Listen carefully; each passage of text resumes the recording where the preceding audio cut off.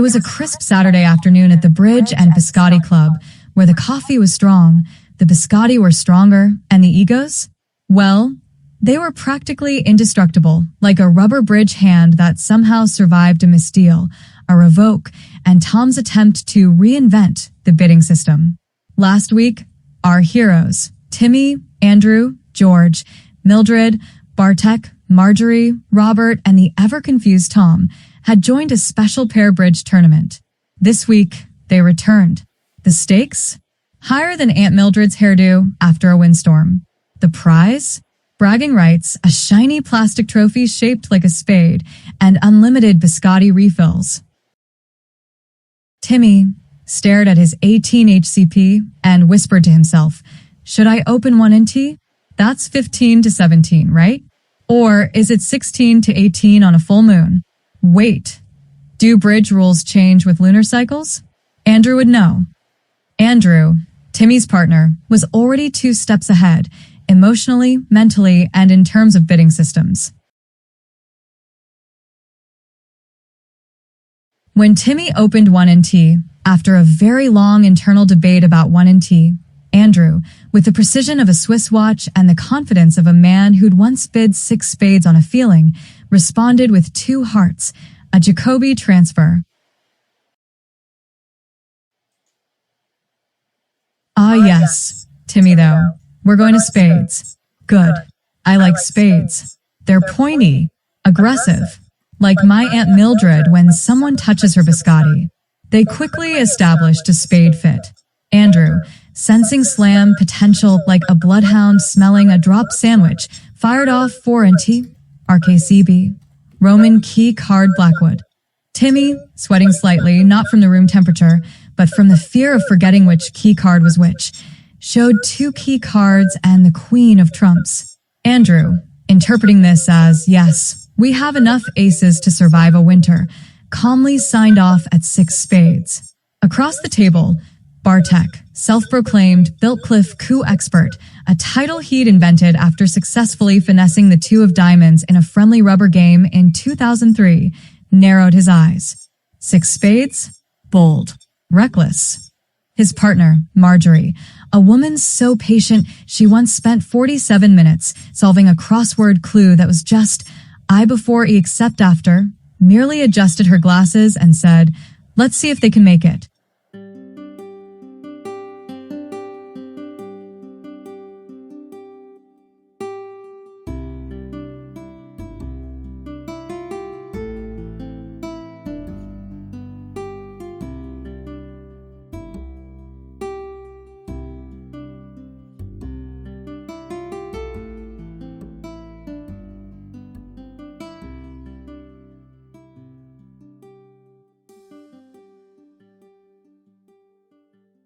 They did.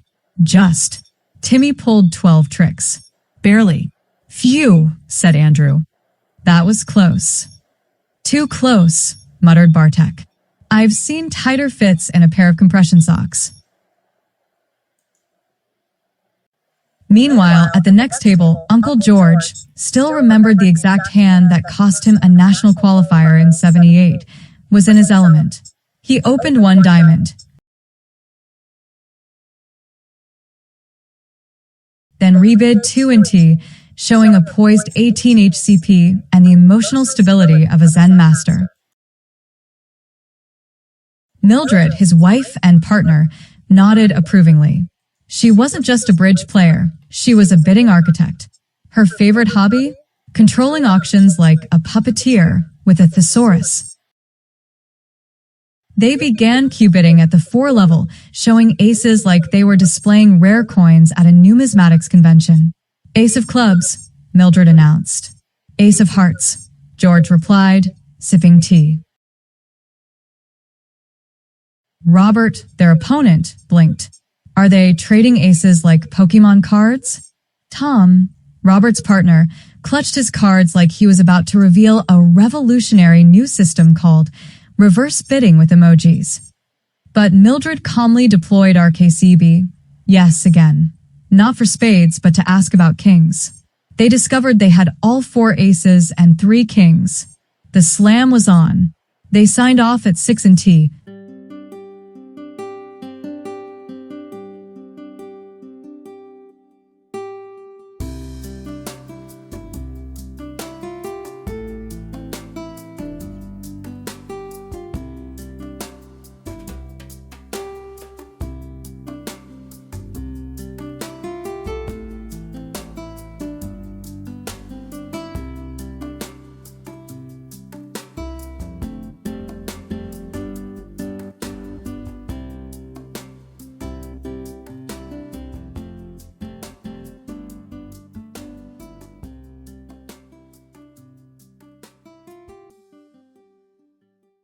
A contract so smooth, it should have come with a silk lining.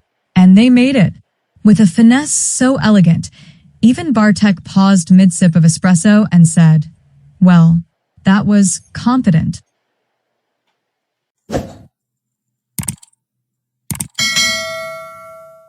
Subscribe our channel for more videos. After the final board, the scores were tallied. The room fell silent. Even Tom stopped trying to explain how a bit of pass could mean, "I believe in you." George and Mildred, 1,440 points, 100% match point score. They had played perfectly. They had bid perfectly. They had eaten all the almond biscotti. Timmy and Andrew, 1,430 points, also made their slam.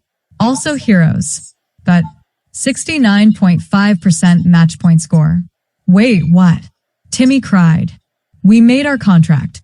We didn't revoke. How are we 69.5%? Robert, stroking his chin like a Shakespearean judge, leaned in. But you see, there were 60 other pairs in the tournament. Many of them also bid 6 spades. But only George and Mildred bid 6 and T. Andrew gasped. You mean we underbid? Indeed, said Robert. You had 18 HCP too. You had the same strength. But you opened 1 and T instead of 1 diamond suit. No 2 and T rebid. No Q bids. No RKCB for kings. You skipped the whole royal family. Exactly, said George, patting his nephew's shoulder. 1 and T is 15 to 17. You had 18. That's like bringing 18 marshmallows to a Esmores party. It's excessive. It's suspicious. And you didn't even explore 6 and T, Marjorie added, calmly folding her scorecard into a perfect origami swan. Q bids, Timmy. Q bids. They're not just for dramatic effect. Bartek stood up dramatically. This, my friends, is why I invented the Biltcliff coup. It's not just a play. It's a lifestyle. No one knew what the Biltcliff coup was, but they nodded anyway. How to not lose biscotti rights. 1. HCP matters. 18 HCP is not 1 and T range. That's like calling a giraffe a medium-height horse. 2. Q bids are your friends. Use them to show aces. Or at least to look smart while doing so. 3. RKCB isn't just for spades. Ask about kings. Kings are important, especially in no trump. 4. 6 and T, 6 spades when possible, more points, more prestige, and crucially, more respect from Aunt Mildred. 5. Never let Tom suggest bidding systems involving emojis. Just don't. As the afternoon faded and the last crumbs of biscotti vanished, Timmy looked at Andrew. We'll get them next time, he said. And somewhere, Bartek began drafting a pamphlet. The Biltcliff coup. Why you lost and I didn't even try. To be continued at next Saturday's tournament.